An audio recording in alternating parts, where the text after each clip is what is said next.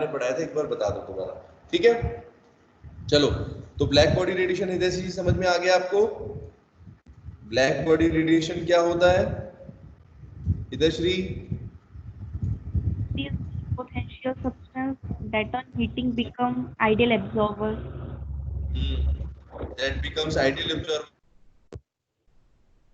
तो एक चीज और है उसमें, एब्जॉर्बर भी बनता है बेटा, रेडिएशन And को सभी को radiator of एब्जॉर्ब।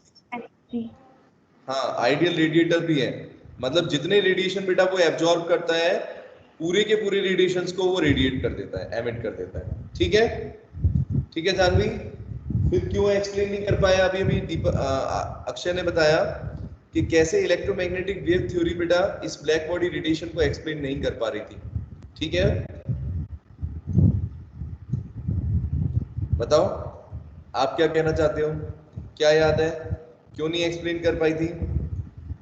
कई सारे पॉइंट्स हैं उसमें, एक तो ये ग्राफ भी बताया था आपको यहाँ पर, इंटेंसिटी वर्सेस लैम्डा का ग्राफ। बोलो निकिता, बताए बेटा, why electromagnetic wave theory was not able to explain this black body radiation? क्या रीजन था?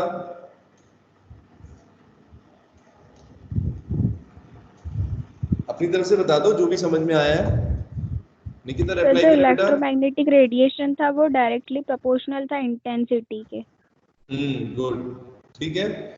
और इंटेंसिटी किसके प्रोपोर्शनल है? इलेक्ट्रोमैग्नेटिक वेव थ्योरी में उन्होंने बेटा क्या बोला था कि इंटेंसिटी वेवलेंथ पर डिपेंड नहीं करती है, ये बोला था उन्होंने, ठीक है। लेकिन यहाँ पर हाँ, मतलब उन्होंने कहा था बेटा कि एनर्जी जो है वो इंटेंसिटी पर डिपेंड करती है, लेकिन energy of electromagnetic radiation lambda के ऊपर या वेवलेंथ या फ्रीक्वेंसी के ऊपर डिपेंड नहीं करती निकिता, है ना। लेकिन जब बेटा बाद में डिस्कवरी हुई, कुछ रिसर्च हुई, तो ये ग्राफ तैयार किया, तो इस ग्राफ में साफ दिख रहा है अपने को कि लैम्डा के चेंज होने की वजह से इंटेंसिटी पर भी बेटा इफेक्ट पड़ता है ना Nikita.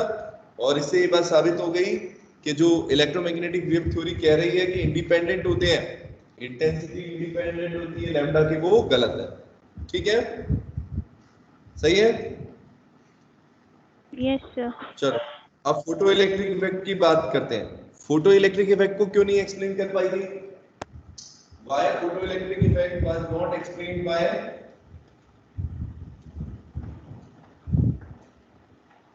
Maxwell theory of electromagnetic radiation? इसका क्या रीजन था बेटा? फोटो इलेक्ट्रिक इफेक्ट, बोलो क्या बताया था आपको निकिता? अगर कोई इलेक्ट्रोमैग्नेटिक वेव थ्योरी के हिसाब से देखें तो इलेक्ट्रोमैग्नेटिक वेव थ्योरी के हिसाब से बेटा फोटो इलेक्ट्रिक इफेक्ट कैसे एक्सप्लेन कर रहे थे वो? उनका क्या कहना था कि फोटो इलेक्ट्रिक इफेक्ट के बारे में? बोलो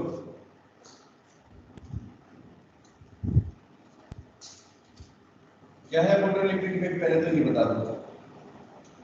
ejection of electrons. Ejection of electrons, electrons move होने लगेंगे, कब निकलेंगे बेटा? व्हेन इट विल हैपन,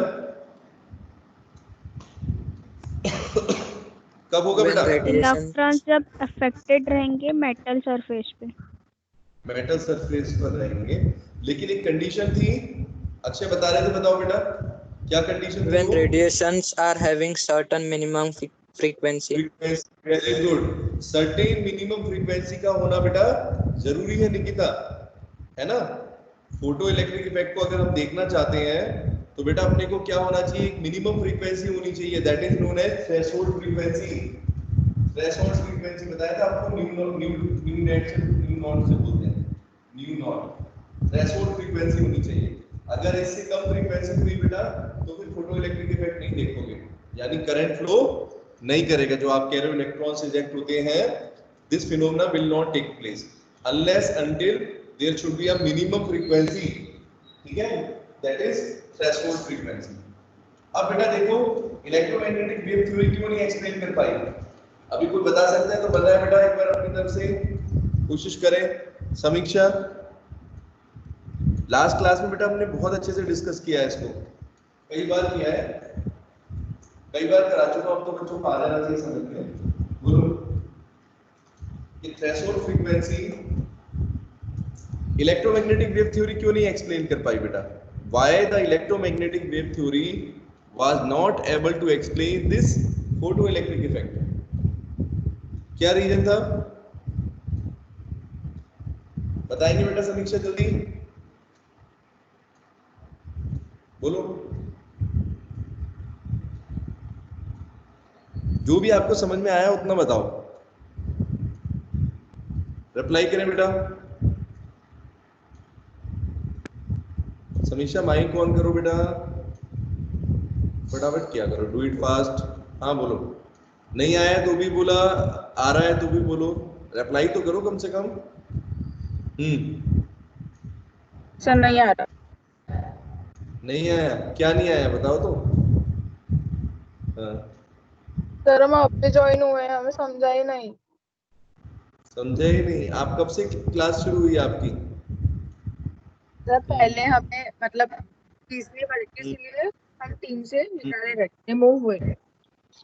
अच्छा अच्छा, अब मेरी बात सुनो समीक्षा बेटा, मेरे डेली क्लास के वीडियो लेक्चर जो हैं ये अपने बेटा रिकॉर्डेड रहते हैं, ठीक है? ठीक है समीक्षा, यस सर। मैंने बताया था आपको, लास्ट क्लास में भी बताया था, तो आपको मिल सकते हैं बेटा। मेरी बात रिमूव करने की कोई बात नहीं है। आप ऐप के ऊपर नीचे देखोगे चैट्स का ऑप्शन आएगा, चैट में या 3-4 ये एक साथ आते हैं ना, असाइनमेंट चैट इस तरीके से, तो उसमें बेटा जाके देखोगे, अगर चैट पर मैं चाहे मैसेज कर दूंगा आज आपको, चलो, लेकिन आप खुद देखो, आप कर सकते हो।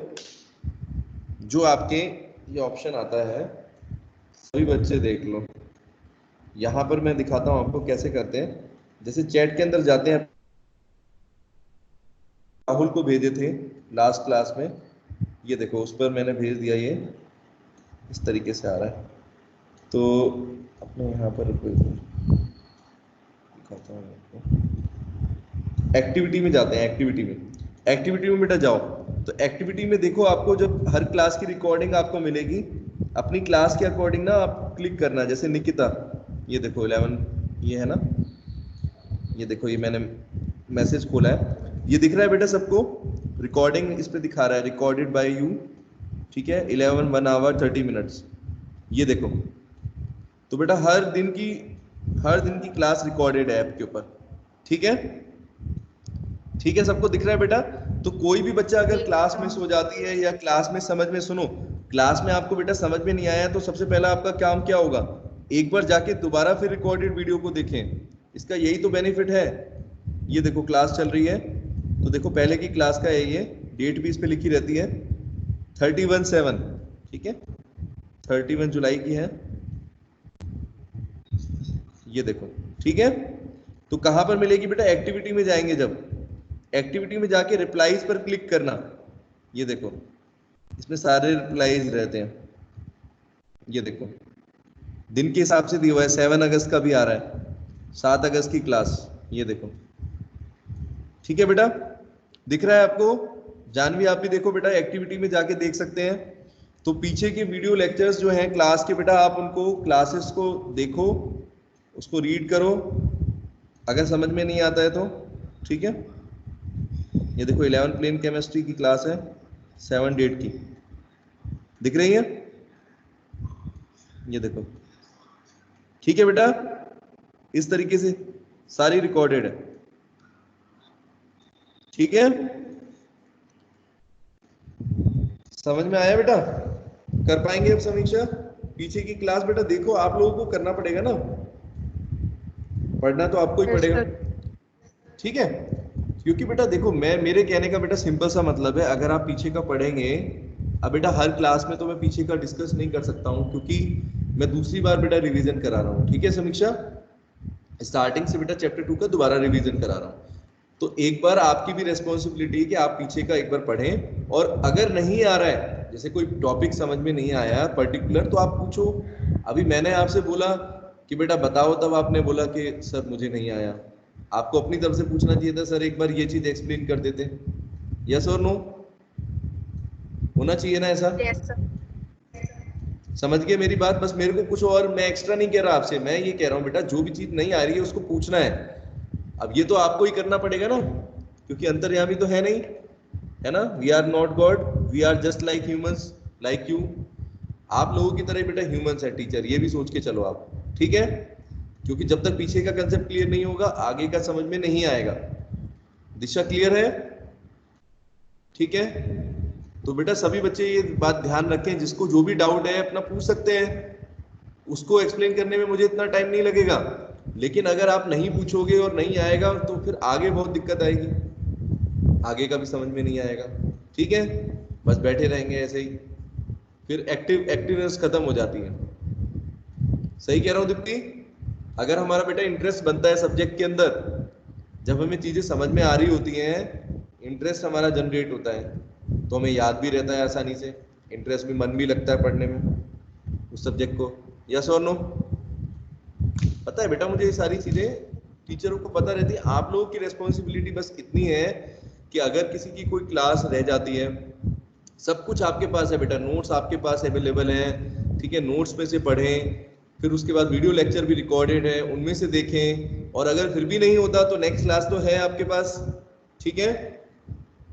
नेक्स्ट क्लास में है ना, आप पूछ सकते हो। लेकिन मेरे को तो नहीं पता ना कि इसको क्या आया, मैं तो एक बार रिवाइज कराता हूँ पूछते हुए। तो निकिता बता बेटा, कौन बताएगा फोटो इलेक्ट्रिक इफेक्ट कैसे एक्सप्लेन किया था, मतलब कैसे एक्सप्लेन नहीं हो पाया इलेक्ट्रोमैग्नेटिक वेव थ्योरी से, क्या रीजन था उसके पीछे? अक्षय बताओगे बेटा क्या Yes, प्रॉब्लम sir. थी इसमें? बताओ क्या सर रीजन था? इलेक्ट्रोमैग्नेटिक वेव थ्योरी बोलती थी कि रेडिएशन कंटिन्यूअस है, तो बिल्कुल, वेरी, रेडिएशन बेटा कंटिन्यूअस है, बिल्कुल सही आपने कहा। हाँ, तो इससे बेटा क्या होगा? फ्रीक्वेंसी डजंट मैटर, क्या होगा बेटा? frequency doesn't matter for ejecting electrons. Yes, good, आपने बिल्कुल सही चीज दिमाग में। अगर कोई इलेक्ट्रोमैग्नेटिक रेडिएशन कंटिन्यूअस नेचर का है, इसका मतलब बेटा है कि फ्रीक्वेंसी डज नॉट मैटर, मतलब फ्रीक्वेंसी से कोई फर्क नहीं पड़ेगा कि इतनी मिनिमम फ्रीक्वेंसी होगी। उनका तो ये कहना था कि अगर उस थ्योरी पर ध्यान दें तो वो ये कहना चाह रहे हैं बेटा कोई भी तरह का रेडिएशन पड़े, है ना अक्षय? अगर किसी भी मेटल के ऊपर बेटा किसी भी वेवलेंथ या फ्रीक्वेंसी का रेडिएशन आता है तो उसके लिए फोटो इलेक्ट्रिक इफेक्ट होना चाहिए, ऐसा कहना था इलेक्ट्रोमैग्नेटिक वेव थ्योरी का। ठीक है निकिता, समझे मेरी बात? क्योंकि रेडिएशन कंटिन्यूअस थे। Yes, sir. कंटिन्यूअस का मतलब आपको बताया था कि रेडिएशन लगातार आ रहे हैं बेटा, कोई ब्रेक नहीं है उनमें। तो यहाँ पर एक्चुअली मैंने बोला था आपको इलेक्ट्रॉन्स इकट्ठे हो जाएंगे बेटा, इलेक्ट्रॉन्स क्या हो जाएंगे, बहुत सारे इकट्ठे हो जाएंगे। एनर्जी, सॉरी, एनर्जी जो है अगर कंटिन्यूअस है बेटा तो यहाँ पर कलेक्ट हो जाएगी, और जब बहुत सारी अगर एनर्जी कलेक्टेड है इलेक्ट्रोमैग्नेटिक वेव थ्योरी को माने, तो वो ये कह रही है कि यहाँ पर बेटा एनर्जी इकट्ठी हो जाएगी। और सोचो जब बहुत सारी एनर्जी होगी तो इलेक्ट्रॉन्स आसानी से रिलीज हो सकते हैं, क्योंकि इलेक्ट्रॉन को हमें क्या करना है निकिता, इलेक्ट्रॉन्स को बेटा एनर्जी देनी है। और जैसे मान लो आपके पास इकट्ठी कर रखी है आपने एनर्जी, तो फिर तो क्या होना चाहिए, फोटो इलेक्ट्रिक इफेक्ट होना चाहिए, किसी भी रेडिएशन के लिए होना चाहिए।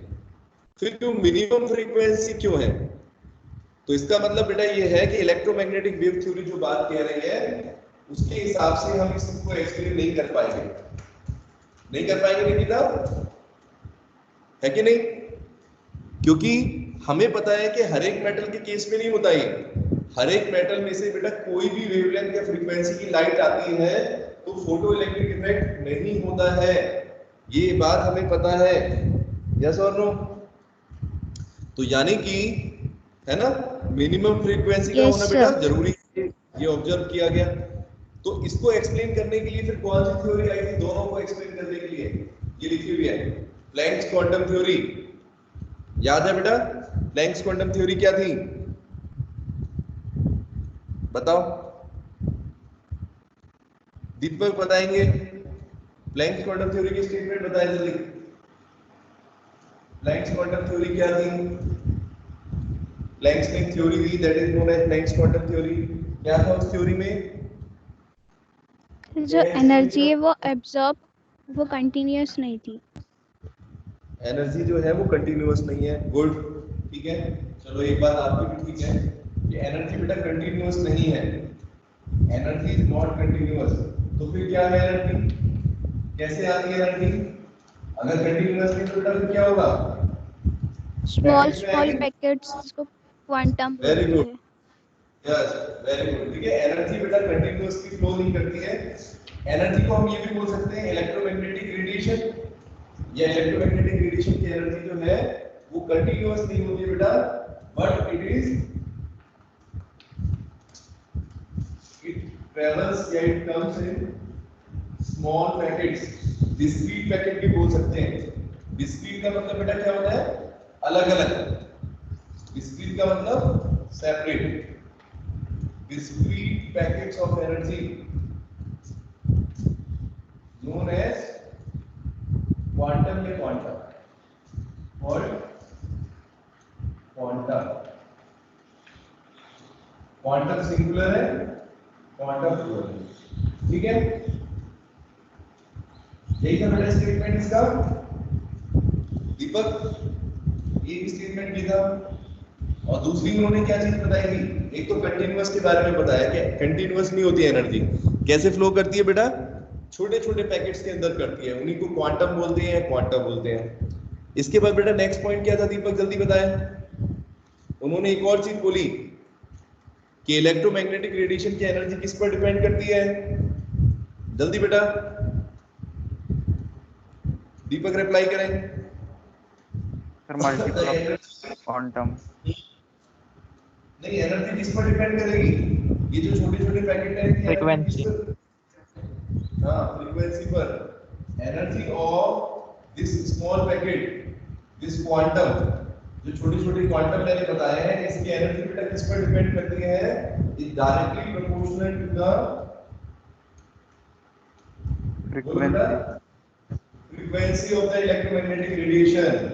जिस तरह की फ्रीक्वेंसी होगी, जितनी ज्यादा फ्रीक्वेंसी की वैल्यू होगी, एनर्जी की वैल्यू क्या होगी अक्षय? उतनी ही ज्यादा देखी गई, ठीक है। Energy of this quantum is directly proportional to the frequency of electromagnetic radiation, that is E is directly proportional to mu। ये था बेटा स्टेटमेंट। जब न्यू हटाएंगे निकिता तो क्या आएगा? जब बेटा इस प्रोपोर्शनलिटी के साइन को हटाएंगे तो क्या बनेगा? यहां से ही हटेगा। पढ़ा है आपने, प्रोपोर्शनलिटी का साइन जब भी हटाते हैं तो बेटा क्या आता है? एक नया कांस्टेंट आता है। Yes sir. प्लैंक्स क्या नाम है? कांस्टेंट। हाँ, प्लैंक्स कांस्टेंट। किससे रिप्रेजेंट करते हैं? h से रिप्रेजेंट करते हैं, स्मॉल h। क्या वैल्यू होगी बेटा यहाँ पर h की? बोलो कितनी बताई थी? h is equal to 6.626 into 10 the power minus 34। Very good. और यूनिट कौन सी होगी? जूल पर सेकेंड। जूल पर सेकंड नहीं, जूल सेकंड होती है बेटा। नोट्स में गलती से सभी बच्चे ध्यान दें, नोट्स में बेटा जल्दी जल्दी में मैंने नोट्स में आपको ये यूनिट जूल पर सेकंड लिख दी है, लेकिन जूल सेकंड होती है, जूल इनटू सेकंड है, ठीक है निकिता? सभी बच्चे बेटा इसको करेक्ट कर लेंगे, ठीक यस है? सर। हिदेश्री, ठीक है बेटा? जूल सेकंड होती है। अभी बता दो मैं आपको कैसे आएगी जूल सेकंड, अभी देखेंगे। 2 मिनट रुको, बताता हूं, ठीक है? ठीक है समीक्षा, नोट्स में बेटा जूल सेकंड यूनिट कर लेना, इसको सही कर लेना, करेक्ट कर लेना, नोट्स के अंदर गलत मत करना।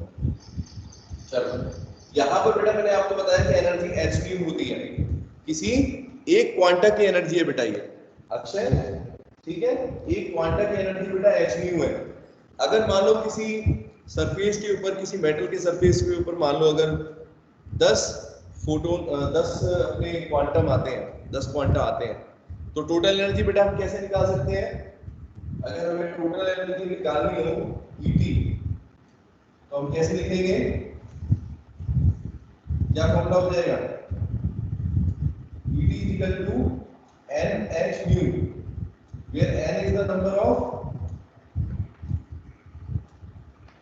क्वांटम है कि नहीं बेटा? n का मतलब क्या है, कितने पैकेट आ रहे हैं एनर्जी के, क्योंकि हमें पता है एक पैकेट की एनर्जी तो बेटा E इक्वल टू h नहीं हुए, तो टोटल निकाल सकते हैं। ठीक है निकिता, आया बेटा समझ में? टोटल एनर्जी क्या हो जाएगी, NH mu. Yes sir.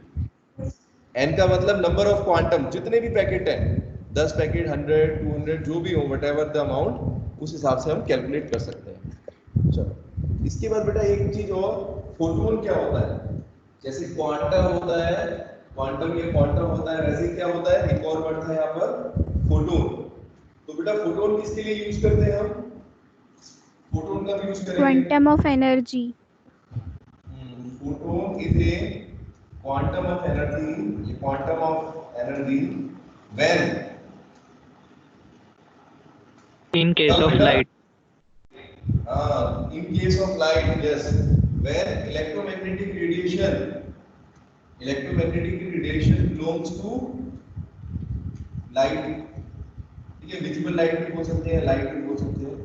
Light के केस में फोटोन भी बोलते हैं, इसलिए आप देखोगे कई सारे न्यूमेरिकल्स हम बेटा सॉल्व करेंगे तो निकिता उसमें बेटा फोटोन्स का जिक्र आता है। ठीक है, तो कोई बच्चे कंफ्यूज नहीं होंगे कि फोटोन क्या है और क्वांटा क्या है। क्वांटा भी, फोटोन भी एक तरह का बेटा क्वांटम ही है, ठीक है, पैकेट ऑफ एनर्जी ही है, बस उसमें डिफरेंस ये है कि जो रेडिएशन है वो किसी लाइट की वजह से है। ठीक है, किसी इलेक्ट्रोमैग्नेटिक रेडिएशन जो है वो लाइट की वजह से है, विजिबल लाइट की वजह से। ठीक है, तो उसको फोटोन बोलते हैं। चलो ये भी कंसेप्ट क्लियर हो गया। अब एक बार यूनिट देख लेते हैं बेटा, यूनिट कैसे निकालेंगे हम। E equal to h nu unit हमारी कैसे आई है, तो देखना बेटा ध्यान से नोट पर, मैं आपको दिखाता हूँ कैसे इसकी यूनिट क्या आई है, देख लेंगे सभी बच्चे। हमारे पास बेटा फॉर्मूला है E equal to h nu, है ना। अगर मैं h की यूनिट निकालना चाहता हूँ तो कैसे लिखूंगा बेटा, निकिता क्या हो जाएगा, h equal to E upon nu लिख सकते हैं, E अपॉन न्यू, बोलो। ठीक है, और सबको पता है कि एनर्जी की यूनिट क्या होती है, SI यूनिट जूल, है ना, बोलो। Yes sir. Yes, sir. Yes sir. Frequency की पता है किसी को, hertz. हर्ट्ज होती है, और एक्चुअल में बेटा हर्ट्ज को अगर हम देखें सेकंड में कन्वर्ट करना चाहें तो ये बात पता है सबको, हर्ट्ज का मतलब होता है पर सेकंड, सेकंड इनवर्स बोलते हैं इसको। क्या बोलते हैं बेटा, सेकंड इनवर्स।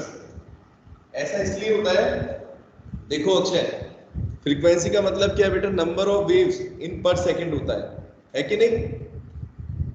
अगर आप हर्ट्ज को देखो, हर्ट्ज तो हमने नाम रखा है बेटा यूनिट का, लेकिन अगर वैसे देखें, अगर हम यूनिट वाइज देखें तो अक्षय इसकी यूनिट बेटा क्या होनी चाहिए, नंबर ऑफ वेव्स पर सेकंड।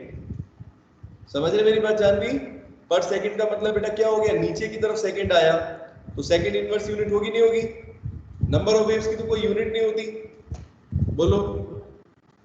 ठीक है अक्षय, Yes, तो sir. बेटा एक्चुअल में हर्ट्ज का मतलब क्या है, हर्ट्ज तो नाम रख दिया हमने, हर्ट्ज का मतलब है सेकंड इनवर्स। तो जब सेकंड इनवर्स नीचे बेटा रखेंगे तो इसको सॉल्व करोगे तो ऊपर जाएगा, ये क्या बन जाएगा, जूल सेकंड होगा। देखो ये, तो इस तरीके से SI यूनिट ऑफ h क्या हो गई, जूल इनटू सेकंड। समझ गए सभी बच्चे,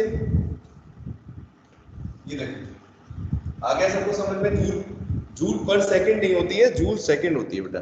ठीक है, करेक्ट कर लेंगे नोट्स में। आ गया बेटा सब बच्चों को समझ में, नोट्स में करेक्ट कर लेना। Yes, सभी sir. बच्चे अच्छे, हाँ चलो। अब इसके बाद बेटा देखते हैं कि फोटो इलेक्ट्रिक इफेक्ट जो आपने पढ़ा अभी, मैंने जो बताया आपको, और प्लैंक्स क्वांटम थ्योरी पढ़ी, तो ये प्लैंक्स क्वांटम थ्योरी ने ऐसा क्या चीज बता दिया जिससे ये दोनों फिनोमेना बेटा एक्सप्लेन होते हैं। ठीक है, देखिए इसको, तो कैसे प्लैंक्स क्वांटम थ्योरी से बेटा फोटो इलेक्ट्रिक इफेक्ट एक्सप्लेन हो रहा है, अभी यहीं के यहीं देखते हैं इसको। तो बेटा सबसे बड़ी चीज क्या थी, अब आप एक बार नजर देखो, एक बार डिफरेंस करके देखिए बच्चे सबके बेटा, प्लैंक्स क्वांटम थ्योरी के बीच में और मैक्सवेल की जो थ्योरी थी इलेक्ट्रोमैग्नेटिक वेव थ्योरी, इन दोनों में डिफरेंसेस देखना। बताओ क्या क्या डिफरेंस नजर आ रहे हैं, कुछ इंपॉर्टेंट डिफरेंस आपको समझ में आने चाहिए। पहला डिफरेंस क्या है अक्षय दोनों के बीच में? सर उन्होंने बोला था कि रेडिएशन कंटिन्यूअस है और इन्होंने बोला डिसिक्रीट पैकेट में। हाँ बस, तो पहली चीज तो बेटा सबको क्लियर होनी चाहिए, जिसमें किसी को डाउट नहीं होना चाहिए। बहुत ही आसान है, बहुत ही आसान है, ये दिमाग में समझ जाना अपने आप को बेटा कि इलेक्ट्रोमैग्नेटिक वेव थ्योरी ये कहते मानते आ रहे थे बेटा कि लाइट जो होती है वो कंटिन्यूअसली फ्लो करती है, उसमें कभी कोई ब्रेक नहीं होता, लगातार आती रहती है। लेकिन प्लैंक्स ने बेटा अपनी क्वांटम थ्योरी में, प्लैंक्स क्वांटम थ्योरी में ये एक्सप्लेन किया है कि एनर्जी एक्चुअल में डिस्क्रीट पैकेट्स में आती है, छोटे छोटे पैकेट्स में आती है, कंटिन्यूअस नहीं होती है। समझ में आ गया? तो मैक्सवेल की थ्योरी में कंटिन्यूअस माना गया है एनर्जी के फ्लो को, लेकिन यहाँ पर प्लैंक्स क्वांटम थ्योरी में बेटा छोटे छोटे पैकेट्स के अंदर माना है। पहला पॉइंट, ठीक है, इससे भी हम एक्सप्लेन कर पाएंगे कई सारी चीजों को। और दूसरा बेटा ये है, अगर ध्यान दें, धीरे धीरे आपको मैं बताऊंगा ये चीज कि बेटा इलेक्ट्रोमैग्नेटिक वेव थ्योरी जो है या इलेक्ट्रोमैग्नेटिक रेडिएशन की थ्योरी अक्षय ये मान के चलती है, सुनो, ये बेटा ये मान के चलती है कि ये जो इलेक्ट्रोमैग्नेटिक रेडिएशन होते हैं ना, ये कैसा कैरेक्टर होता है इनके अंदर, बताओ? इलेक्ट्रोमैग्नेटिक रेडिएशंस का वेव की फॉर्म में चलती हैं। समझ गए सभी बच्चे? Nikita, electromagnetic radiations travel in the form of waves. ये सेकंड डिफरेंस है कि इलेक्ट्रोमैग्नेटिक वेव थ्योरी ये मान के चलती है कि इलेक्ट्रोमैग्नेटिक रेडिएशन वेव की फॉर्म में होंगे, जबकि प्लैंक्स क्वांटम थ्योरी बेटा वेव नहीं मानती है। प्लैंक्स क्वांटम थ्योरी में अगर आप ध्यान देंगे तो बेटा उसमें कहा जा रहा है कि एनर्जी जो है वो कंटिन्यूअसली नहीं है, तो ये पॉइंट। दूसरा बेटा ये है कि फ्रीक्वेंसी ऑफ द रेडिएशन पर डिपेंड करती है, और फ्रीक्वेंसी बेटा जो है, ठीक है, उससे ये बात साबित होगी। अभी धीरे धीरे बताऊंगा आपको जब फोटो इलेक्ट्रिक एक्सप्लेन करेंगे कि वो बेटा वेव के ऊपर वेव नहीं मान रहे, इलेक्ट्रोमैग्नेटिक रेडिएशन को उसके अंदर मान रहे हैं पार्टिकल कैरेक्टर। अभी कैसे वो भी देखते हैं, फोटो इलेक्ट्रिक इफेक्ट को एक्सप्लेन करते हैं बेटा पहले। तो फोटो इलेक्ट्रिक इफेक्ट को हम कैसे प्लैंक्स क्वांटम थ्योरी से एक्सप्लेन करेंगे वो देखना। उसके लिए आपको बताया था बेटा प्लैंक्स क्वांटम थ्योरी को फोटो इलेक्ट्रिक इफेक्ट पर लगाने के लिए एक साइंटिस्ट ने ये काम करके दिखाया था। उनका क्या नाम था? उसी से बेटा इक्वेशन का नाम भी पड़ता है। दीपक क्या नाम था बेटा, बताओ? हाँ गुड, आइंस्टीन ने बताया था। और उन्होंने क्या बताया, बता सकते हैं क्या?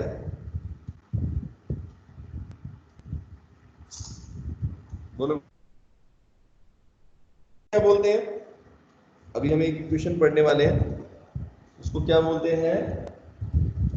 Einstein photo electric equation. देखो कैसे किया उन्होंने,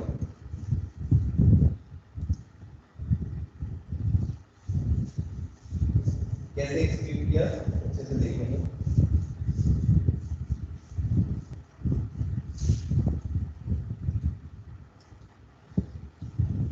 सबसे पहले बेटा एक पर डायग्राम ड्रॉ करते हैं।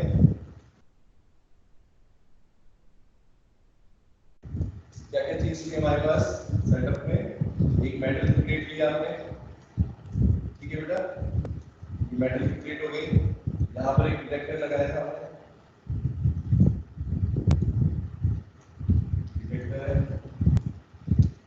और इस डिवाइस के अंदर नीचे बेटा हम इसको बैटरी के साथ जोड़ेंगे।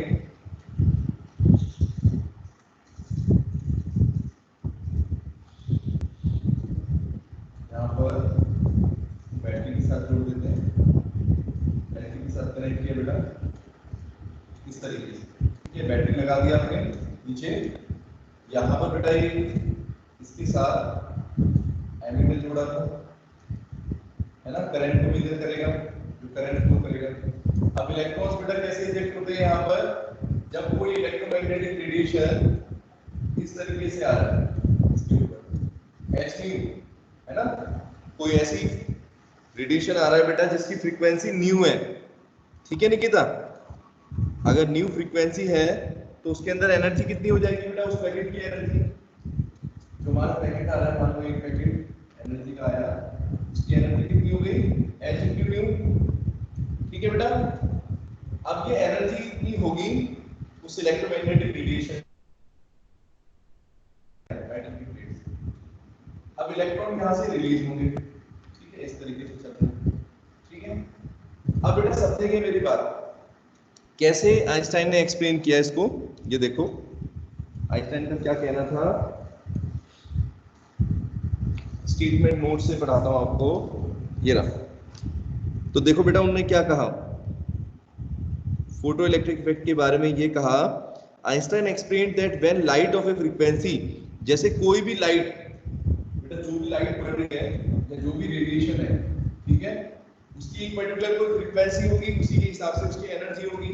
जब बेटा ये किसी मेटल के सरफेस पर होती है, पड़ती है, तो निकिता सबसे पहले क्या होता है, आप सोचो, जो मेटल के अंदर इलेक्ट्रॉन्स है बेटा, मेटल के अंदर फ्री इलेक्ट्रॉन्स होते हैं ना, metal consist of free electrons, पढ़ते आ रहे हो बहुत टाइम से इलेक्ट्रॉन्स। लेकिन बेटा वो इलेक्ट्रॉन है तो, लेकिन उनको एक्साइट करना पड़ेगा। निकिता क्या करना पड़ेगा उनको बेटा, एक्साइट करना पड़ेगा। क्यों? अगर हम एटॉमिक मॉडल पर ध्यान दें तो आप लोगों को पता है कि इलेक्ट्रॉन इस तरीके से बेटा इलेक्ट्रॉन रिवॉल्व कर रहे हैं, है ना, न्यूक्लियस के चारों तरफ रिवॉल्व करते हैं। और बेटा मैंने एक चीज और बताई थी कि इलेक्ट्रॉन जो है वो बिल्कुल इतने फ्री भी नहीं मूव कर रहे हैं कि इनके ऊपर कोई इफेक्ट नहीं है। इलेक्ट्रॉन्स और न्यूक्लियस के बीच में बेटा एक कौन सा फोर्स है अक्षय? इलेक्ट्रोस्टैटिक। हाँ, इलेक्ट्रोस्टैटिक फोर्स है। ये इलेक्ट्रोस्टैटिक फोर्स बेटा क्या करता है, इस इलेक्ट्रॉन को इस न्यूक्लियस से बांध के रखता है कि नहीं? न्यूक्लियस से बाहर नहीं निकल सकता ये, है कि नहीं? बोलो। जिस तरीके से सन के ग्रेविटेशन फोर्स में से प्लैनेट हट नहीं सकते, उनको कुछ ना कुछ एक्स्ट्रा फोर्स आपको देना पड़ेगा, है ना? वैसे ही कोई इलेक्ट्रॉन भी बेटा कैसे निकलेगा, अगर वो न्यूक्लियस के प्रभाव से निकलना चाहता है, न्यूक्लियस में से अलग होना चाहता है, फ्री होना चाहता है, तभी तो मूव करेगा। ये जो हम बेटा बात कर रहे हैं, फ्री इलेक्ट्रॉन्स मूव कर रहे हैं, है ना, जो इलेक्ट्रॉन बेटा ये रिलीज हो रहे हैं, ये कब हो पाएंगे? सोचो, जब इनके बीच में बेटा इलेक्ट्रॉन का जो न्यूक्लियस के साथ फोर्स है, अट्रैक्टिव फोर्स है, उसको जब आप तोड़ दो, है कि नहीं? और ऐसा करने के लिए निकिता क्या चाहिए होगा, क्या चाहिए? इलेक्ट्रॉन को क्या चाहिए? एनर्जी चाहिए। एनर्जी। और वो एनर्जी कहां से मिलेगी? वो एनर्जी बेटा कहां से मिलने वाली है? जो ये एनर्जी आ रही है, जो इलेक्ट्रोमैग्नेटिक रेडिएशन आ रहे हैं, उनकी एनर्जी जो होगा बेटा, वही एनर्जी ही तो उस इलेक्ट्रॉन को एक्साइट करेगी। तो अब आप कुछ देखो, हम बार बार कह रहे थे कि इलेक्ट्रोमैग्नेटिक वेव थ्योरी में नहीं एक्सप्लेन कर पा रही थी, क्योंकि वो तो ये मान के चल रहे थे कि कोई भी लाइट जो है उसकी एनर्जी जो है वो इन इलेक्ट्रॉन्स को मूव कर सकती है। लेकिन एक्चुअल में बेटा निकिता क्या होगा कि मिनिमम फ्रीक्वेंसी की बात क्यों कर रहे हैं, एक बार ध्यान देना। E इक्वल टू hν का मतलब बेटा क्या है कि अगर आपने फ्रीक्वेंसी बढ़ाई तो एनर्जी बढ़ेगी, है कि नहीं? यस और नो? अब एक इलेक्ट्रॉन को, है ना बेटा, अब एक इलेक्ट्रॉन को आप इस शेल में से निकालना चाहते हो, न्यूक्लियस में से निकालना चाहते हो, तो कुछ मिनिमम एनर्जी होगी, है कि नहीं? जो मिनिमम एनर्जी चाहिए आपको, वही तो है वो एनर्जी बेटा, E इक्वल टू hν, ठीक है? तो इसका मतलब आप ये समझ जाओ कि जितनी एनर्जी बेटा इलेक्ट्रॉन को न्यूक्लियस में से हटाने के लिए, निकालने के लिए चाहिए, उतनी ही एनर्जी अपने को सप्लाई करनी है अक्षय, उतनी एनर्जी सप्लाई करनी है। और वो सप्लाई बेटा किस पर डिपेंड कर रही है? जितनी फ्रीक्वेंसी आप बढ़ाओगे। अब मान लो अगर आपने ऐसी फ्रीक्वेंसी यूज कर रहे हो, मान लेते हैं सपोज 100 फ्रीक्वेंसी जो है वो मिनिमम है, और आप जो है 99 कर रहे हो, ये 99 से कम कर, 100 से कम कर रहे हो कोई भी वैल्यू, तो एक्चुअली बेटा आप एनर्जी तो दे रहे हो, है ना अक्षय? एनर्जी बेटा दे रहे हो, ऐसी बात नहीं है, लेकिन उस एनर्जी से बेटा आप जो है इलेक्ट्रॉन को उस न्यूक्लियस के प्रभाव से हटा नहीं पा रहे हो। ठीक है निकिता? ऐसे समझ लो, देखो जैसे मैं इस दीवार पर फोर्स लगा रहा हूं, है ना, ये देखो लगा रहा हूं बोर्ड के ऊपर, ये मूव नहीं कर रही है, पढ़ा था फिजिक्स में, अब फोर्स तो लगा रहा हूं मैं, मेरी एनर्जी यूज हो रही है, लेकिन उसका इफेक्ट नहीं दिख रहा। क्यों नहीं इफेक्ट दिख रहा अक्षय, बोलो? क्योंकि वो बराबर Why? फ्रीक्वेंसी नहीं है। हाँ देखो, जैसे मैं जब आपके यहाँ पर बेटा एनर्जी लगा रहा हूँ या फोर्स लगा रहा हूँ, तो एक्चुअल में मेरा फोर्स क्या होना चाहिए, या मेरी जो लगाई हुई एनर्जी वर्क है वो इस बॉल की एनर्जी से ज्यादा होनी चाहिए, है ना, इससे ज्यादा होना चाहिए, तभी इसको मैं मूव कर पाऊंगा। इसी तरीके से अगर बेटा इस इलेक्ट्रॉन को आपको निकालना है तो कुछ मिनिमम फ्रीक्वेंसी चाहिए, मान लो सपोज 100 चाहिए, तो अगर 100 से कम दोगे तो इलेक्ट्रॉन पे असर नहीं पड़ेगा, उतना अलग नहीं हो पाएगा इलेक्ट्रॉन, ठीक है, समझ गए? अब मान लो 100 चाहिए और 100 में से आपने तो बेटा 100 सप्लाई कर दी, तो सोच के देखो क्या होगा, क्या इलेक्ट्रॉन निकल के आ जाएंगे? जानवी, अगर 100 बेटा मिनिमम एनर्जी है, एक इलेक्ट्रॉन को न्यूक्लियस में से निकालने के लिए 100 एनर्जी आपने चाहिए, 100 एनर्जी उधर देनी है, तो 100 उस डायरेक्शन में हो गई पॉजिटिव मान लो, और आप बेटा दूसरी डायरेक्शन में एनर्जी दे रहे हो, यस और नो? तो अगर आप दोनों साइड बराबर बराबर होगा तो क्या असर दिखेगा, क्या इलेक्ट्रॉन निकल के भागने लगेंगे, यस और नो? बताएं जानवी बेटा। हाँ, क्या होगा, निकलेंगे या नहीं, बस ये बताओ मुझे। अभी मैं, एक आदमी मेरे को इधर से पकड़ के खींच रहा है, ठीक है, उतना ही फोर्स बेटा दूसरी साइड पर लगा रहे हैं, तो क्या मैं मूव कर पाऊंगा किसी डायरेक्शन में? ये देखो नो, नहीं हो सकता ना बेटा, क्योंकि आपने दोनों साइड बराबर फोर्स लगाया है। अब कौन कौन सी साइड मूव करूंगा, जिस साइड आप ज्यादा एनर्जी दोगे, जिस साइड ज्यादा फोर्स लगाओगे उस साइड मूव करूंगा। तो इसका मतलब ये है कि बेटा आपने को मिनिमम फ्रीक्वेंसी अगर है, जैसे मान लो अगर हमारी न्यू न्यू नॉट ये है, मिनिमम फ्रीक्वेंसी हमारी बेटा ये है न्यू नॉट, इसको क्या बोलते हैं, थ्रेशोल्ड फ्रीक्वेंसी, क्या है बेटा ये, थ्रेशोल्ड फ्रीक्वेंसी बोलते हैं इसको। अब देखो मिनिमम एनर्जी कितनी हो गई अक्षय, मिनिमम कितनी हो गई बेटा, E equal to h mu naught हो गई कि नहीं, यस और यस सर। नो? इसी को बेटा एक वर्ड बोलते हैं वर्क फंक्शन, इसी को हमने नाम दिया है वर्क फंक्शन। वर्क फंक्शन का मतलब हुआ कि minimum energy required to eject the electrons, ठीक है, इलेक्ट्रॉन्स को रिमूव करने के लिए कितनी मिनिमम एनर्जी चाहिए आपको, उसको बोला जाता है work function E equal to h mu naught. अब बेटा अक्षर क्या करना पड़ेगा, ये तो मिनिमम एनर्जी है, अपने को इससे कुछ ज्यादा एनर्जी देनी है कि नहीं, इससे कुछ ज्यादा Yes, sir. दोगे, मान लो आप जो ज्यादा दे रहे हो वो मैं लिख देता हूँ h न्यू है, कितनी है बेटा h न्यू, और मिनिमम कितनी चाहिए h न्यू नॉट। इन दोनों का डिफरेंस किसके बराबर होगा, half mE_v², where m is the mass of electron and v is the velocity of electron।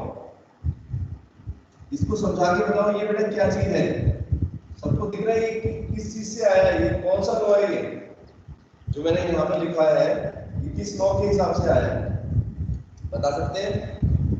Mass of electron हो गया यहाँ पर, m is the mass of electron, v is the velocity of, sir नीचे का नहीं दिख रहा। अच्छा रुको करता हूँ कैमरा सेट, देखो ये इक्वेशन दिख रही है, अब तो इस इक्वेशन में बेटा देखेंगे h new minus h new not, इतनी एनर्जी बेटा मैंने, देखो मिनिमम तो h न्यू नॉट थी, फिर मैंने कुछ एक्स्ट्रा देनी है ना एनर्जी, कुछ एक्स्ट्रा एनर्जी दी, अब जो एनर्जी आपने एक्स्ट्रा दी इलेक्ट्रॉन उसी से मूव कर रहे हैं, यस और नो? Yes sir. तो ये कौन सा लॉ होता था, law of conservation of energy, याद है? Law of conservation of energy क्या कहता है, बोलो निकिता? एनर्जी कैन नाइदर, हाँ, energy can neither be created nor be destroyed but it will change और transform from one form to another. तो अब कौन बताएगा कि इसमें कौन सी एनर्जी किस में कन्वर्ट हो रही है? निकिता बताओ बेटा, कौन सी एनर्जी किस में कन्वर्ट हो रही है, बस मुझे ये बता दो आप। Which type of energy is converting into which type? बोलो, इस इक्वेशन को देखकर क्या पता चलता है? ये कौन सी एनर्जी है? H new minus H new not. ये देखो बेटा, इलेक्ट्रोमैग्नेटिक रेडिएशन की एनर्जी है, बोलो। Yes. Energy of electromagnetic radiation. और ये किसमें कन्वर्ट हो रही है बेटा? इलेक्ट्रॉन्स की काइनेटिक एनर्जी में। इलेक्ट्रॉन मूव कर रहे हैं तो कौन सी एनर्जी होती है बताओ? अगर इलेक्ट्रॉन Kinetic दौड़ने लगे, है कि नहीं? Kinetic energy. काइनेटिक। गुड, आ गया बेटा समझ में? इसी इक्वेशन को बोलते Yes, हैं, this equation is very very important for you, और इसी को बेटा नाम दिया है Einstein photoelectric equation. Einstein photoelectric equation, ठीक है? आइंस्टाइन ने दी इसलिए, और दूसरा बेटा फोटोइलेक्ट्रिक के बारे में था तो इसलिए फोटोइलेक्ट्रिक इक्वेशन, ये नाम है इसका, इस इक्वेशन का। ठीक है, सबको आया इतना समझ में? H new minus H new not, इतनी बेटा एनर्जी आपको देनी पड़ेगी, और वो एनर्जी किस में कन्वर्ट हो रही है? इलेक्ट्रॉन्स की काइनेटिक एनर्जी में। ठीक है दीप्ति, आ गया बेटा समझ में इतना? Yes yes. अब देखिए, अब कौन बच्चा ये बता सकता है, देखो सोच के बताओ मुझे, कि ये फिनोमेना बेटा आइंस्टाइन ने एक्सप्लेन कर दिया फोटो इलेक्ट्रिक कैसे होता है। इसमें आप बस मुझे ये सोचकर बताओ कि कैसे एक्सप्लेन कर रहे हैं आइंस्टाइन, कैसे एक्सप्लेन कर रहे हैं कि क्वांटम थ्योरी का यूज करके हमें पता चल रहा है कि फोटो इलेक्ट्रिक इक्वेशन आ रही है। कैसे हमें पता चला? क्या क्या बेसिस दिख रहा है आपको?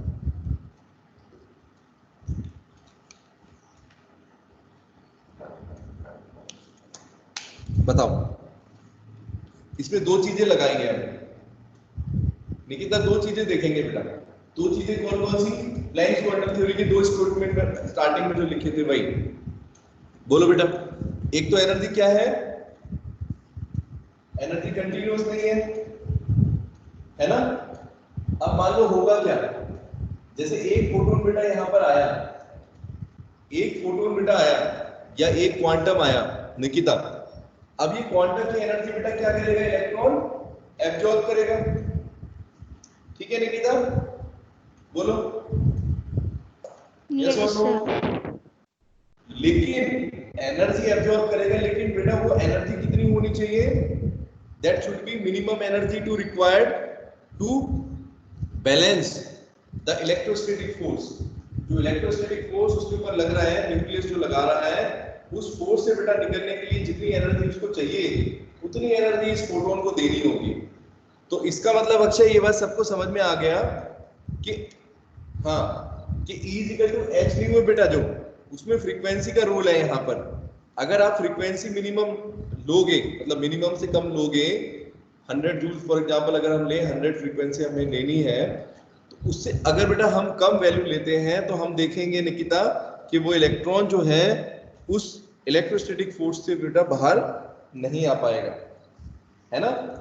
यानी न्यूक्लियस के इफेक्ट से बाहर नहीं आएगा। और जब न्यूक्लियस के इफेक्ट से बाहर नहीं आएगा तो क्या होना, तो क्या हो जाएगा?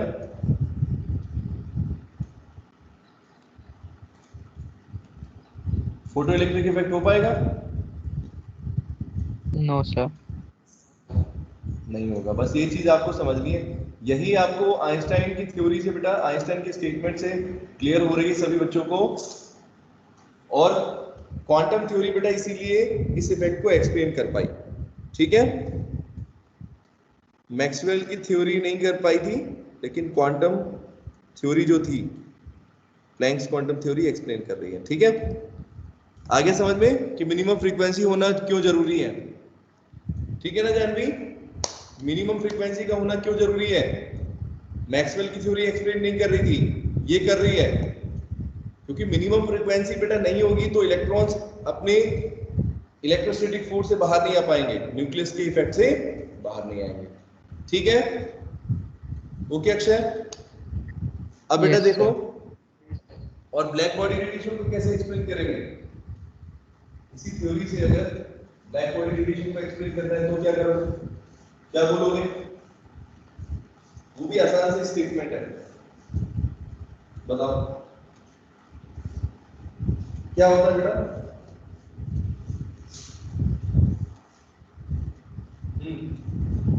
ब्लैक बॉडी रेडिएशन में क्या प्रॉब्लम आ रही थी वहां पर? देखो प्लैंक्स क्वांटम थ्योरी बेटा क्या मान रही है कि एनर्जी कैसे आ रही है? एकदम प्लैंक्स क्वांटम थ्योरी क्या मान रही है कि कंटिन्यूअसली एनर्जी नहीं आ रही है कि नहीं? बोलो। अब Yes, जैसे sir. मान लो कोई इलेक्ट्रोमैग्नेटिक रेडिएशन आया बेटा, ये आपका ब्लैक बॉडी हो गया, ठीक है? अब इस ब्लैक बॉडी पर कोई इलेक्ट्रोमैग्नेटिक रेडिएशन आया, मान लो hν, ये इसकी एनर्जी है, ठीक है? अब होगा क्या? ये छोटे छोटे पैकेट आ रहे हैं निकिता, तो जैसे बेटा छोटे पैकेट आ रहे हैं, मान लो एक पर्टिकुलर फ्रीक्वेंसी के आए hν1 ले लो, ठीक है? तो hν1 के पैकेट आए तो बेटा जैसे वो आएंगे, ठीक है, जितनी एनर्जी इनकी आ रही है hν1, क्योंकि कंटिन्यूअस नहीं है, छोटे छोटे पैकेट है, तो मान लो 3 पैकेट एनर्जी के आए hν1 फ्रीक्वेंसी के, तो बेटा उसको क्या करेगा, ये ऐसे कैसे उसको लौटा देगा, बोलो है कि नहीं? Yes, sir. क्योंकि अलग अलग पैकेट है ना। अगर दिक्कत क्या आ रही थी बेटा, मैक्सवेल की थ्योरी में दिक्कत प्रॉब्लम आ रही थी कि वो कंटिन्यूअस नहीं मान रहे थे। कंटिन्यूअस मान रहे थे मतलब कि सारे रेडिएशन एक साथ आ रहे हैं, ठीक है निकिता? लेकिन अगर पैकेट बेटा अगर अलग अलग हो गए, अगर एनर्जी अलग अलग होगी तो कोई इशू नहीं है, जैसे पैकेट आएंगे एनर्जी के वैसे ही चले जाएंगे। समझे मेरी बात?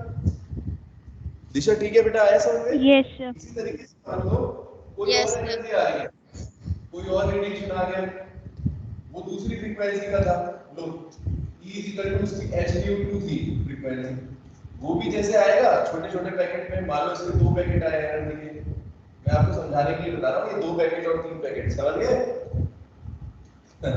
E hν2, तो जैसे बेटा 2 पैकेट एनर्जी के आए, दूसरी फ्रीक्वेंसी के अलग तरह का रेडिएशन था, समझ गए मेरी बात? तो दीप्ति वो भी फिर हो गया। तो इस तरीके से बेटा हम ब्लैक बॉडी फिनोमेना को भी एक्सप्लेन कर पा रहे हैं, है कि नहीं? ब्लैक बॉडी Yes, फिनोमेना को sir. भी एक्सप्लेन कर पाएंगे। और जो आपका वो रॉड वाला था वो भी समझाता हूँ। मेटल की रॉड को कैसे समझेंगे निकिता? अगर आप बेटा मेटल की रॉड को हीट कर रहे थे तो पहले रेड कलर आ रहा था, है ना? तो बेटा बेसिकली हो क्या रहा था, जब आपने एनर्जी दी एक पर्टिकुलर फ्रीक्वेंसी की, समझ गए? जो आपका इलेक्ट्रोमैग्नेटिक रेडिएशन निकल रहा है ना, आपने जब हीट दी तो बेटा उसके अंदर जो रेडिएशंस निकले हैं वो रेडिएशन कौन सी फ्रीक्वेंसी के निकल रहे हैं? मान लो रेड कलर की फ्रीक्वेंसी के निकल रहे हैं, है ना? तो मान लो रेड कलर की फ्रीक्वेंसी आपकी न्यू फ्रीक्वेंसी है, तो एनर्जी कितनी होगी बेटा? hν। तो बेसिकली हम रॉड को कितनी एनर्जी दे रहे हैं निकिता? E = hν एनर्जी दे रहे हैं बेटा, समझिए मेरी बात? ठीक है, इतनी एनर्जी आप उसको हीट कर रहे हो तो एनर्जी तो दे रहे हो अक्षय, ठीक है बेटा? कोई मेटल की रॉड को Yes, sir. किसी भी ऑब्जेक्ट को आप हीट कर रहे हो तो एनर्जी दे रहे हो। तो बेसिकली कितनी एनर्जी दे रहे थे? जब आप शुरुआत में कम एनर्जी दे रहे थे तो वो रेड कलर का जितना हुआ वो एनर्जी आपको बेटा इस हिसाब से देनी पड़ी, देख रहे हो, इस फ्रीक्वेंसी के हिसाब से, ठीक है ना? अब आपने क्या किया निकिता, अब एनर्जी बढ़ा दी, अब और ज्यादा हीट कर रहे हो, और ज्यादा हीट कर रहे हो तो और ज्यादा एनर्जी दे रहे हो, है ना? और ज्यादा एनर्जी दे रहे हो, अब कलर चेंज हो गया, समझ गए? डिस्क्रीट पैकेट में आ रही थी ना बेटा एनर्जी अक्षय, तो मान लो पहले बेटा जो रेड कलर आ रहा था तो एनर्जी के छोटे छोटे पैकेट्स थे, ठीक है, वो ट्रांसमिट हो रहे थे उसमें से, ठीक है ना? Yes, sir. यस और नो? अब आप देखो उसको समझो कि अब बेटा कलर क्यों चेंज हुआ था वहां पर?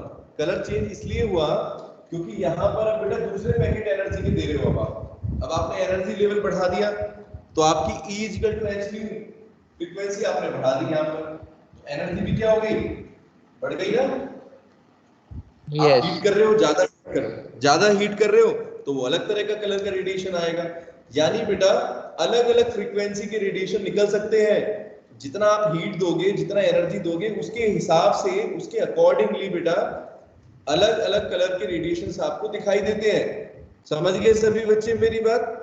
इस तरीके से ब्लैक बॉडी रेडिएशन Yes, को और बेटा किसी भी इलेक्ट्रोमैग्नेटिक रेडिएशन जो निकल रहा है उसमें अलग अलग कलर्स हो रहे हैं, उसको वो एक्सप्लेन कर पा रहे हैं प्लैंक्स क्वांटम थ्योरी के अकॉर्डिंग। समझ गए सभी बच्चे? बस यस ये सर। इंपॉर्टेंट था, yes, sir. ठीक है। तो आज की क्लास में बेटा हमने देखा प्लैंक्स क्वांटम थ्योरी अच्छे से बताया आपको, ठीक है। फोटो इलेक्ट्रिक इक्वेशन क्या थी, ब्लैक बॉडी को कैसे एक्सप्लेन किया है, और जो आपका फोटो इलेक्ट्रिक इफेक्ट है उसको कैसे एक्सप्लेन किया है, ठीक है। तो बेटा यहाँ तक पहुंचते पहुंचते बच्चों एक चीज आप समझ लो कि ये दोनों थ्योरी यानी इलेक्ट्रोमैग्नेटिक वेव थ्योरी बेटा मैक्सवेल की इलेक्ट्रोमैग्नेटिक वेव थ्योरी जिसको बोलते हैं, और दूसरी थ्योरी बेटा प्लैंक्स क्वांटम थ्योरी। अक्षय दो थ्योरी आपके सामने है, और जहां तक बच्चे समझ गए होंगे मेरी बात, इन दोनों थ्योरी को अगर देखें तो बेटा बहुत सारी चीजें इन दोनों में बिल्कुल अपोजिट है ना अक्षय? Yes sir. अब देखो एक बात आप मेरी बात समझना, जैसे मान लो अगर दो लोग हैं, दो साइंटिस्ट हैं, अलग अलग बातें कर रहे हैं, एक कह रहे हैं कि इलेक्ट्रोमैग्नेटिक रेडिएशन वेव है, दूसरा कह रहे हैं इलेक्ट्रोमैग्नेटिक रेडिएशन भाई पार्टिकल है, पार्टिकल कैरेक्टर इनके अंदर। एक कह रहे हैं एनर्जी कंटिन्यूअसली चलती है, एक कहते हैं एनर्जी कंटिन्यूअसली नहीं चलती।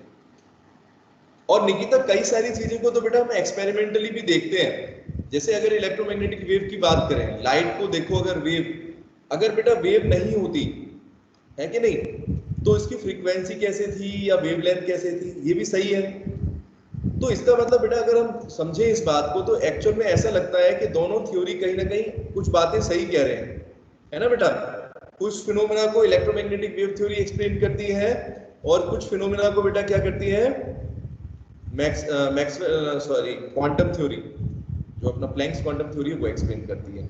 तो बेटा यहाँ से ऐसा लगता है, यहाँ पर जो है साइंस के अंदर एक मतलब चीज आई, लोग साइंटिस्ट समझने लगे कहीं ऐसा तो नहीं कि ये दोनों प्रॉपर्टी ही होती हो, यानी किसी इलेक्ट्रोमैग्नेटिक वेव की बेटा या इलेक्ट्रोमैग्नेटिक रेडिएशन के अंदर हो सकता है कि वेव कैरेक्टर भी होता हो और बेटा पार्टिकल कैरेक्टर भी होता हो। समझे मेरी बात? यहाँ पर वेव कैरेक्टर और पार्टिकल कैरेक्टर को समझो। तो यहाँ तक पहुंचते पहुंचते बेटा खास तौर पे सबसे मेन जो थे वो आइंस्टाइन थे। सबसे मेनली जो आइंस्टाइन थे जिन्होंने पहली बार इस चीज को कहने लगे कि डुअल नेचर ऑफ मैटर, क्या बेटा बोला मैंने? Dual nature of electromagnetic radiation. जो हमारा इलेक्ट्रोमैग्नेटिक रेडिएशन हो रहा है उसके अंदर डुअल कैरेक्टर होता है। डुअल का मतलब समझते हो? यस हाँ, डुअल का मतलब यानी पार्टिकल कैरेक्टर भी हो सकता है और वेव की प्रॉपर्टी भी हो सकती है। वेव कैरेक्टर भी है और पार्टिकल कैरेक्टर भी है। ठीक है निकिता? डुअल ऑडियो समझते हो ना? Yes sir. हाँ, हॉलीवुड मूवीज में डुअल ऑडियो रहता है, हिंदी इंग्लिश। वैसे ही डुअल कैरेक्टर का मतलब है बेटा कि कोई भी इलेक्ट्रोमैग्नेटिक रेडिएशन जो है वो दो टाइप का हो सकता है, दो तरह की प्रॉपर्टी होती है उसके अंदर।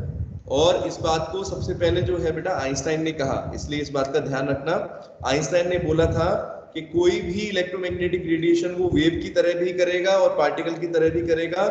इन 1905 में 1905 में आइंस्टाइन ने ये चीज कही थी।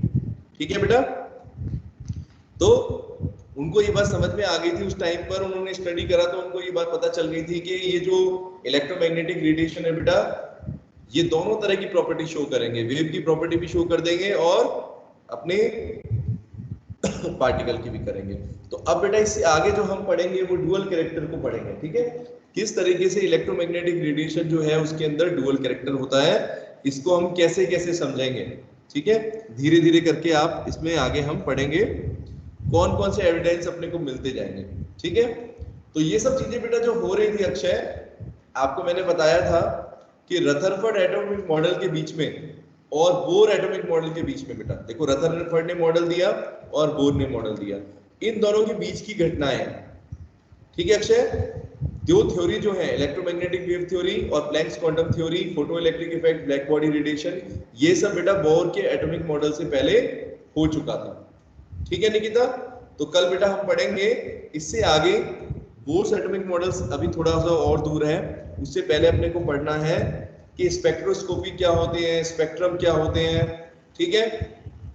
कितने टाइप के स्पेक्ट्रम होते हैं, ये सब चीजें। तो कल पढ़ेंगे आप लोग, इसको एक बार पढ़ने की कोशिश करना, ठीक है। नोट्स कंप्लीट कर लो जल्दी सभी बच्चे, ठीक है। चलो ओके, यस कुछ पूछना है बेटा? आज की क्लास समझ में आ गई सबको अच्छे से? तो बेटा हाँ यस क्या बोलते हैं, समीक्षा हो गए, और बेटा और भी कोई बच्चा है जैसे जानवी है, तो बेटा आप लोग पीछे के वीडियोस को देखो, ठीक है। एक्टिविटी में जाके देखो, रिप्लाईज में आपको दिखेंगे, ठीक है जानवी। और आज की क्लास का बेटा वीडियो जो है वो रिकॉर्ड एक्चुअल में उसको 2-3 घंटे लगते हैं, ठीक है। 2-3 घंटे आज की क्लास को 2-3 घंटे लगेंगे। तो जैसे आप शाम को देख सकते हो तो शाम को मिलेगा आपको, देख के बताना मिले नहीं मिले, नहीं तो फिर मैं आपको सेंड करूंगा अलग से, ठीक है। चलो okay, bye and take care.